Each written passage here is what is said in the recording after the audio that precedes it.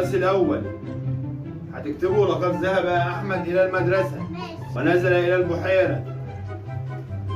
كتبته؟ واحدة واحدة. واحدة واحدة؟ حاضر. لقد ذهب أحمد إلى المدرسة. واحدة واحدة. ما هو واحدة واحدة أهو. حاضر. لقد ذهب أحمد إلى المدرسة. واحدة واحدة. ما هو واحدة واحدة أهو. أقولها إزاي يعني؟ لقد ذهب. واحدة واحدة. واحدة واحدة. ده أنا تعبت معاكي بقالي ساعة واقف.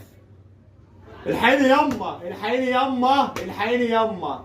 يا رب تطلع ندرتيها يما، ندرتيها. يا رب تطلع معلم يا صابر. اديني بقيت